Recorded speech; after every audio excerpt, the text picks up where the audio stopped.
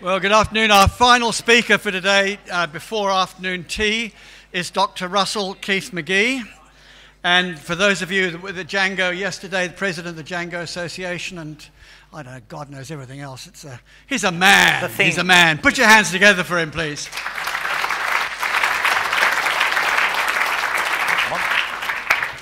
Well, thank you very much. Okay, so as I said, my name is Russell Keith-Magee. If you haven't met me already, if you have heard of me before, it's probably because of my work on the Django project. I've been a core team member there for almost 10 years, president of the Django Software Foundation since 2011. My day job is as CTO and co-founder of a company called TradesCloud. We're an Australian-based software as a service for tradespeople, plumbers, electricians, carpenters, and the like. TradesCloud is a Django site, but it also has a mobile component. At the moment, we're using PhoneGap, and I'm not really happy with it. And so for that reason, I've got an interest in mobile as a platform. I've also got past experience developing for mobile. In past jobs, I did some iOS native development. I was part of a small Brisbane-based team that actually wrote MySpace's first iPad app, for example, just after the My iPad came out. Completely aside from any commercial interest, my reading of the tea leaves says that mobile as a platform is currently and will continue to be an area of growth in our industry. So I think it behooves us to understand what the Python story is on these new platforms. I've also got a declared interest in GUI issues, especially as they relate to developer tools. I've given presentations about PyCon about that, and last year I gave a lightning talk where I announced a project called Toga. Toga is a cross-platform, 100% system-native, Python-native widget toolkit installable using pip install Toga. One of the features of Toga is that it can be used on mobile platforms. But in order for Toga to work on mobile platforms, Python needs to work on mobile platforms. And over the last year, I've been doing lots of work on that foundation, on getting Python working well on mobile. And the purpose of this talk is to give you the state of the union of that work. So, okay, first off, what exactly is mobile Python? What am I referring to when I say mobile Python? Well, it's essentially Python without a terminal. Mobile devices don't have a shell prompt. They do generally have a standard out and a standard error, but it's a debugging tool. It isn't surfaced to the end user. It also means you've got to deal with alternative input mechanisms, touchscreens, keyboards where coding isn't a good option, or input mechanisms like gamepads. So mobile Python can't be about the vanilla Python prompt. Mobile devices also change the way functionality is delivered. The quantum of development for a mobile app is the app. With some notable exceptions, every app is expected to be basically self-contained. You don't deliver a common system service like libpython that other libraries and applications use.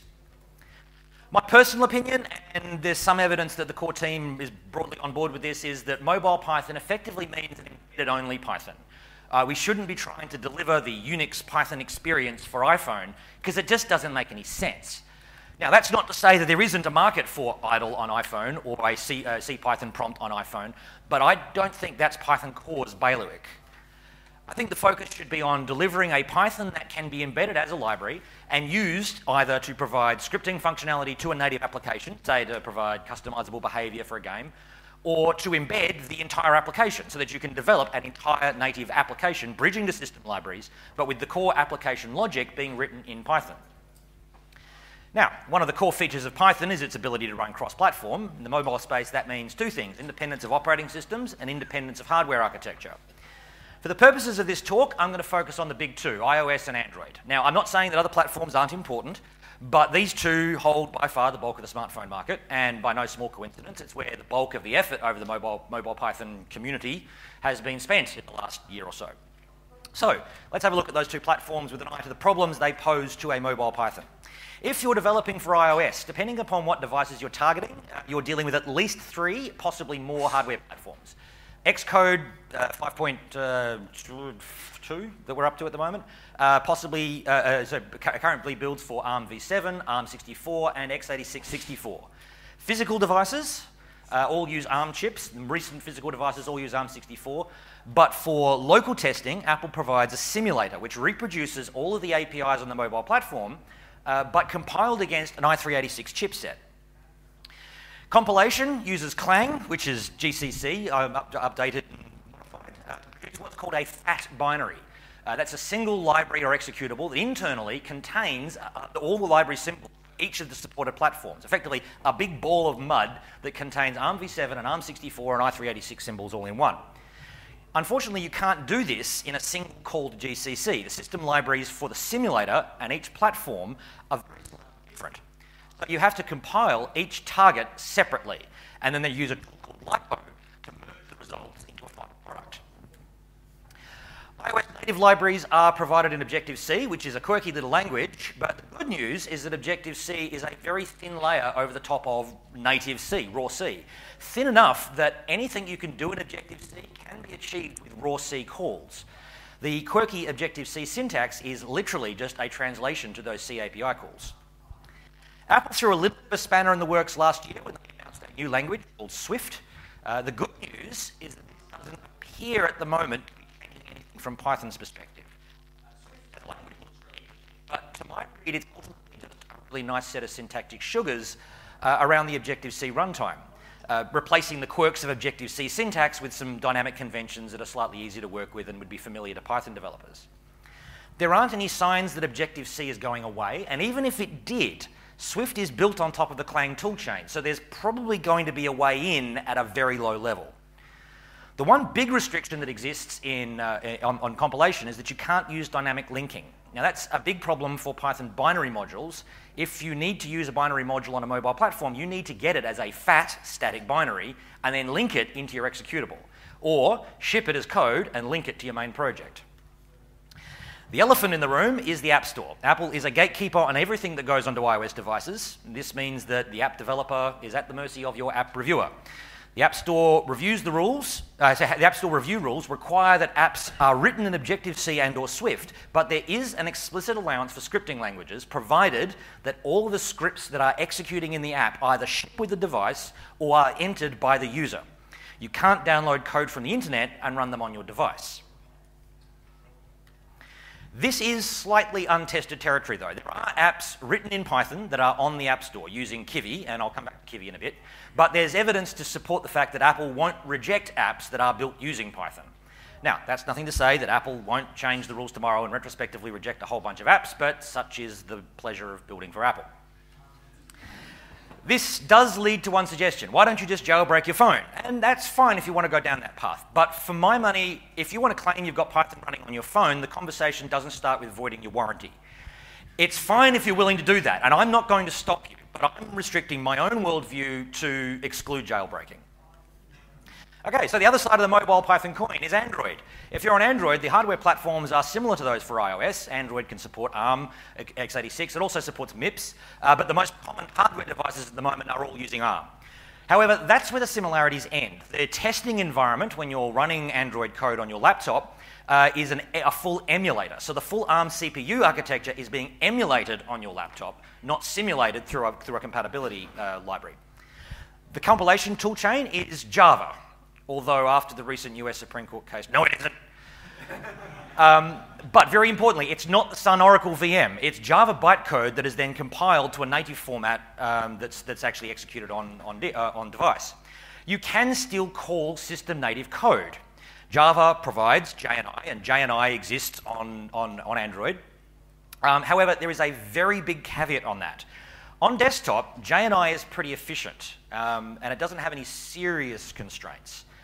On Android, there's a hard limit of 2,000 object references, and you need a reference for every data type, every method name, every object class, every object instance that you use as you write your application, run your application. As a guide, the minimum possible Hello World app needs almost 4,000 references to get going. So, you have to do a lot of reference caching and recycling, and that means a lot of repeated lookups, which means that it is slow. Slow enough that I'd almost question whether it's really viable. When you do get to the point of distributing, that's what you distribute is a different binary for each hardware platform that you want to support. So you compile an ARM64 version, and that will make your binary available for devices that support that architecture. The App Store, Google Play by default, but there are other options, including distributing without an App Store. And speaking of the Play Store, it's the exact opposite of Apple. Your app pretty much has to set the user's phone on fire before it will get banned from the Play Store. So there's no distribution problem.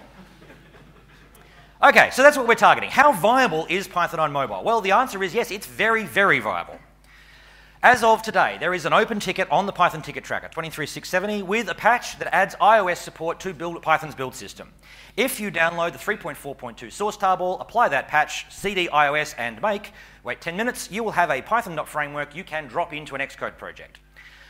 There's also a sample project in that iOS directory to show you how to hook up Python.framework, but I'll come back to that in a little bit. It's also bug-free. It fully passes the test suite, like the Python core test suite on the simulator, with the caveat that many of the tests aren't appropriate for an embedded mobile Python. There are obvious ones. tkinter doesn't work because tk isn't available on iOS. Audio APIs don't work because mobile platforms have very complex audio relationships. Out of the box, SSL doesn't work because it has a downstream dependency on OpenSSL. There's also API differences. iOS is, if you squint hard enough, a POSIX. And it has a fork and a spawn, but they're blocking. So you can't create a subprocess. And that means multiprocessing won't work. Fork-based servers won't work, and so on.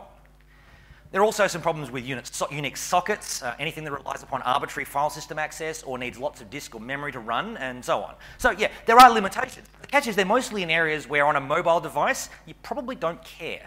You don't want to run a web server on your phone. Anything purely data-based works exactly as expected. You can zip, compress, translate, whatever you want to do. It all works fine. And external networking, things like HTTP-lib, they work fine as well. Now, lastly, there are some bugs that need to get worked out. All of the bugs in ARM64 are related to C-types. On ARMv7, there's a couple of floating point issues that need to be dealt with as well. But what needs to be done? Well, there's essentially 3 problems that need to be solved before we have a fully armed and operational Python on iOS. Firstly, in the Python 3.5 source tree, a change was made to the base build system to fix a problem with running Python's builds in parallel. But that broke the ability to do any cross-platform build. Now, this is logged. It's Python issue 22625. It's conceptually a really simple bug, and it's really easy to explain. But to fix it, you've got to wrestle the Python build system and autoconf, am I right?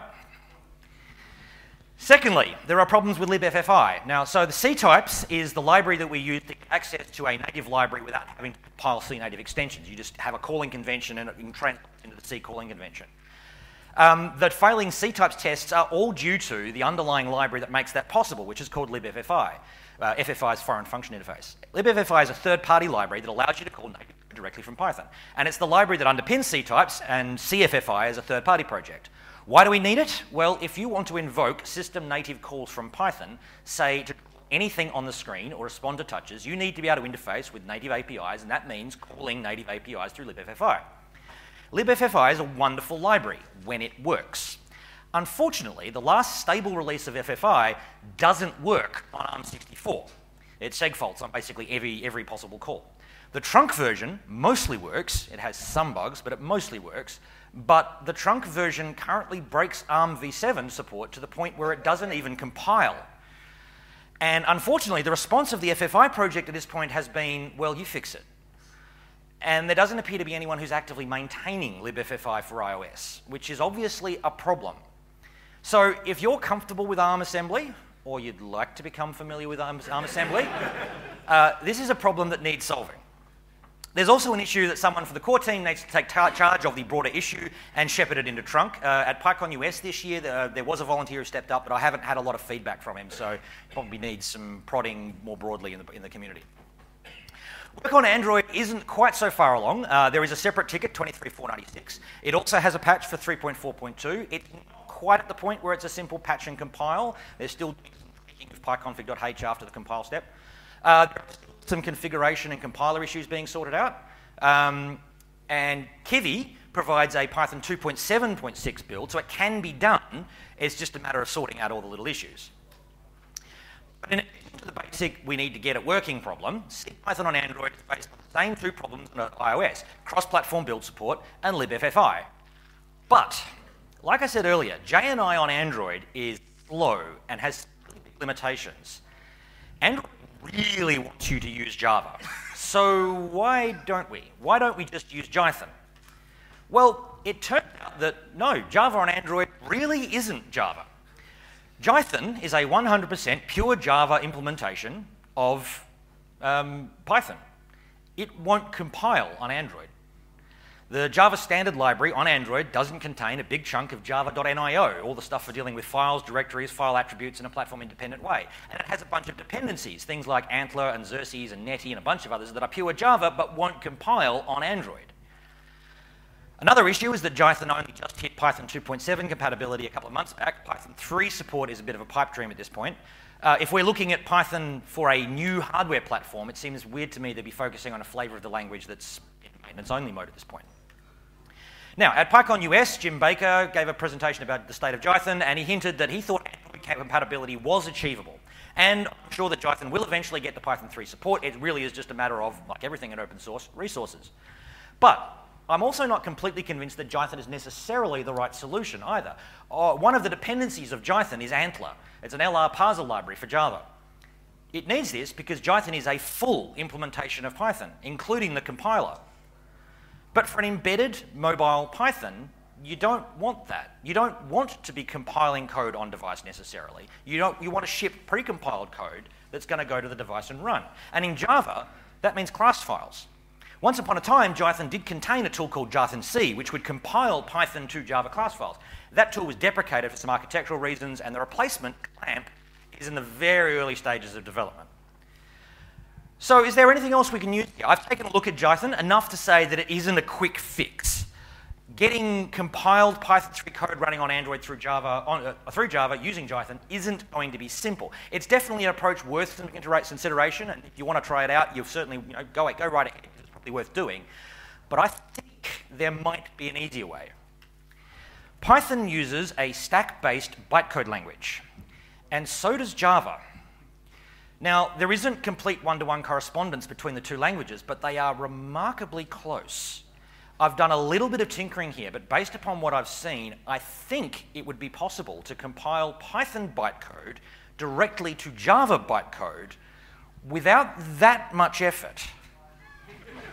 And if you think I'm completely bat guano crazy, well, you're right, but okay. Take a look at that Ned Batchelder's ByteRun project. It's a pure Python implementation of a Python bytecode machine. It's about 2,000 lines of code.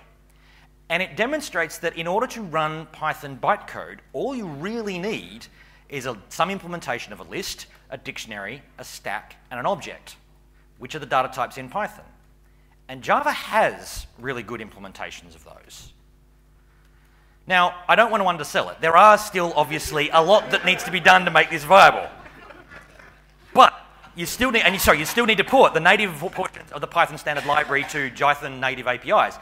But I think it's worth exploring. I've done enough exploration to convince myself that it's at least plausible and possibly less effort than getting Python running. If you've got an interest in Android and Java doesn't make you too sick and you're looking for something to tinker with in the sprints, come and have a chat with me, because I would like to see someone take a decent swing at this. And my yaks contain multitudes. I've already got a queue. But wait, getting Python actually working is only the start of the story. Yes, if we address all the problems I've discussed so far, you'll have an embedded library that can run Python code. But that's all it does. It runs code, outputting to the standard login console that the end user can't see. So if you want to do something meaningful, you have to bridge system native libraries. You have a couple of options. PyObjective-C is the oldest. It's a pure Python library. It uses C types to provide a Python-like interface to system libraries. It's focused on OS X. It's done almost no work on iOS, so there's a lot of weight you're carrying around you can't use, but it does wrap the iOS, it can be used to wrap the iOS libraries. A few incompatibilities, but with some love and attention, it might be usable. I've used a similar approach on a library that I've written called Rubicon. That library doesn't try to wrap everything. It just provides you the tools to wrap what you need as you do it. Makes it very easy to wrap specific classes and give a Pythonic interface to an Objective-C object. PyObjus is the library Kivi uses for cross-platform. It uses Python to do its native bridging. I can't speak for anyone else's experience, but I've always found Python to be a little bit twitchy. The last time I used it, which was to compile Kivi's tools, the most recent stable release of Python had bugs that prevented PyObjus from even compiling. So Kivi uses it, but with enough tinkering, it could be made to work. On Android, you've also got a choice. Rubicon Java is a library I've written using C types. Pygenius is from Kivi, uses Python again. It's pretty much exactly the same caveats that exist on iOS. But of course, this is all using CPython, not a native Java interface. A Python library built using Python or Russell's crazy Java Yak, wouldn't need a bridge, or at least it would need a different type of bridge. And once you've got that bridge, then you've got nothing, you've got to use that bridge. At this point, you've got three options. Your first option is to go completely native. You can, if you've got a bridge, you can instantiate native classes. You can subclass NS application. You can add an android.widget.button to a linear layout. All you're doing is changing the language that you're writing it in. Second option is Kivi. Kivi has been pretty much the only real answer for Python on mobile up until about a year ago. Now, I have to give full credit to Kivi. Their code was very useful when I got started and trying to work out what the hell was going on here. But personally, I'm not a huge fan of Kivi as a project, and there's a couple of reasons. First, for a relatively mature project, their documentation is a bit hit and miss. I had a lot of trouble getting started. Secondly, they've taken the native nowhere approach to GUI development. They don't use system native widgets in their applications. They've come up with their own GUI layer, which they then port to every platform. So they draw Kivi-style buttons and Kivi-style checkboxes and so on. And that's fine, it's an approach and it definitely works, but it's not my preferred option. I like system native widgets. Third, they've convolved all the pieces of the puzzle into a single project. The core Python library, the bridge to the system libraries, the cross-platform API providing GUIs are all blurred into this single Kivi thing. Kivi's developer tools mean you have to build all of Kivi. And because there's no dynamic linking, you get all of Kivi. Not just the Python bits, not just the bridging bits. You can't opt out of the bits you don't want. Now, they're totally entitled to spend their energies making their own project as strong and consistent and whatever build they want to have. But the approach they've taken hasn't really encouraged reuse. And the proof of this is that nobody on the Kivi team has been working with the Python team to get their fixes and patches into Python core. Kivi's been around for years. Python Mobile SIG only started in the last year. Now, they also appear to have completely missed out some really easy wins in the developer story. One of the nice things about mobile development is that they are very consistent binary platforms. You write a library for ARM v7 iOS and it works on any ARM v7 iOS device. That means you can ship binaries. But for some reason, Kivi doesn't do that. Now, I haven't had a chance to talk with anyone at the Kivi project about that decision, but I can pretty clearly demonstrate that you don't need to do that. If you can ship binaries for all the Python bits, it makes it much easier for newcomers to get started. Now, well, again, all that said, I don't want to badmouth the project. Kivi does work. It is reasonably mature. There are actual Kivi apps in the App Store, which is something that I cannot claim. So if you need to do something now, it's definitely worth the exploration. Option 3, Toga. Now, Toga is the cross-platform widget that I've written. It uses system native widgets, so a button on iOS, here's a UI button. An Android, it's an android.widgets.button. That said, Toga is not very mature at all. It's missing a lot of widgets, which is to say most of them. Since I announced last year, I've been very much distracted by the base level getting Python working problem, along with all the other Django and Yaks and whatnot that I've got in my life. I've been spending a bunch of time making some pretty fundamental changes, reworking the way widgets get laid out. Again, my Yaks contain multitudes. But part of the reason that I've been so distracted is that I've been focusing on making the developer story really clean. At the moment, the process looks like this. You get Cookie Cutter, it's a project from Audrey and Danny Roy Greenfield, to generate a template project. You download and unpack some binary support libraries, and then if you've got a running Python project with a main.py entry point. The support tarball includes some of the downstream dependencies like OpenSSL, so you can do HTTPS connections out of the box. And Android, exactly the same story, except it's Python 2.7 using CPython, but it works. But by way of an announcement, I've also been working on a way to make this even easier. I've just released a couple of days ago a tool called Briefcase, for those of you who are following and asking for my naming hints. So Briefcase is a dist-utils extension that will convert any project with a setup.py into a working native mobile project, including installing all the library dependencies, all the Python dependencies, everything that you need to get going to just open up an Xcode and hit the run button. I have got stub there for Android. They don't work. And as quietly, it also works on OS X as well, so you can spit out a native OS X application that is completely standalone.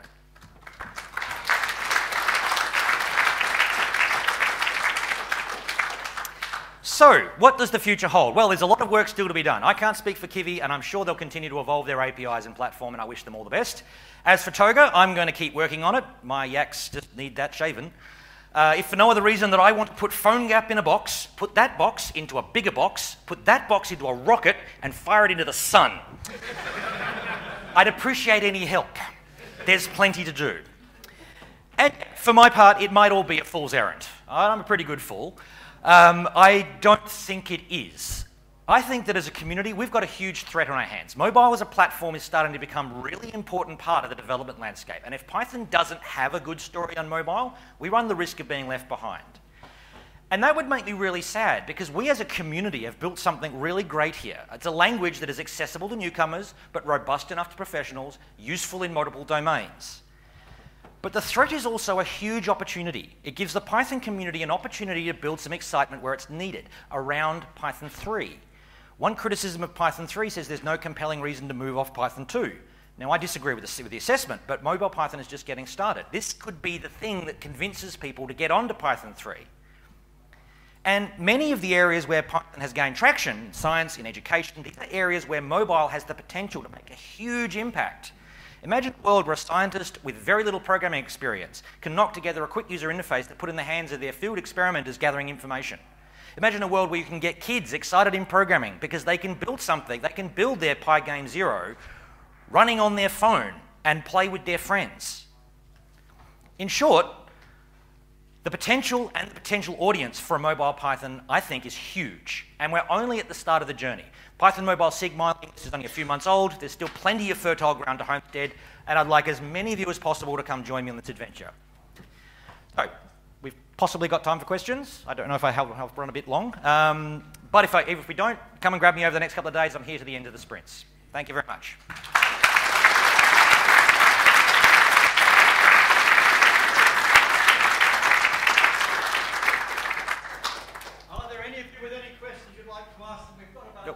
Micah. Yeah, hang on, I'll get there. This may turn out actually to be a question for somebody else, but is there any kind of C-Python core development group response to questions about compiling to mobile? Okay, yes. I was invited to speak at the Python Language Summit at PyCon US this year, and I gave a 10-minute version of this presentation by video to them because I couldn't make it to Montreal. The feedback that I've got from that is that broadly it's, yes, let's make that happen. Make that happen, please. So yeah, the whole sticking point then is kind of the shepherding process. There are a couple of things that need to get changed. I have made some decisions because I needed to make a decision.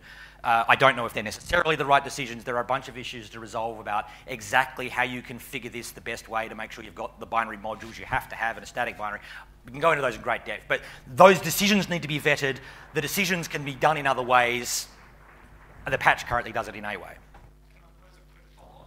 Could you use I'll repeat. Can you use Ryan Kelly's PyPy.js to compile to JavaScript and use Node.js on the phone?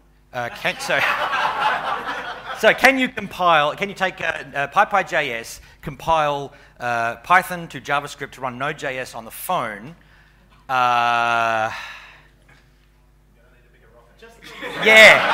That rocket is going to need to get a bit. I'm going to need room for a second box in the rocket. Yeah, and probably yeah. I mean, at Euro DjangoCon, someone actually pitched me the idea of saying, okay, well, let's go put a Django server running on the app, running on an app with a web view that just serves its own internal content, so that then you can just take your web application and stick it on mobile, and it is a mobile app, which again you could do as a one-page, pip briefcase thing. So yeah. And that follows in with my question. The extra threat from the Node side is Meteor, and it having the back end and the front end. Yeah. I've tried to eliminate half of the threat by taking out the server-side component, and hence we have Django DDP. Yep. But the reality is we need to move quickly on this, or Python is going to be the COBOL of the web world. Yep. Is that a question or a comment? Yes. So your emphasis has been mostly on CPython and a bit on JSON. What about PyPy?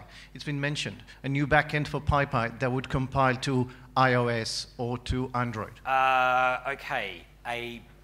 There's a couple of complications there. PyPy requires you to have ability to rewrite certain symbol tables dynamically as the application runs and it jits. So I'm given to believe, I haven't done the experimentation myself, but I've been told that PyPy won't work on on iOS. It might work on Android, I don't know, because of limitations of what they will let you do with a running application. Targeting it to a different backend to spit out effectively native code. Good question. I don't know. Maybe. I know there was at some point a Java backend for PyPy, I think.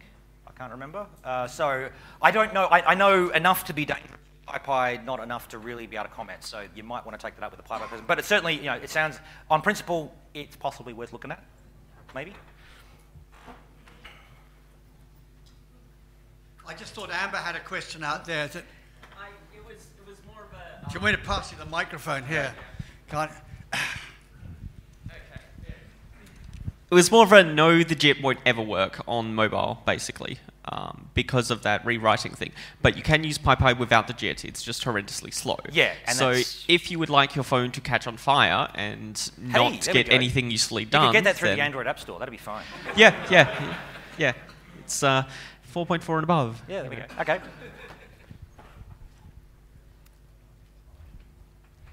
Well, thank you very much.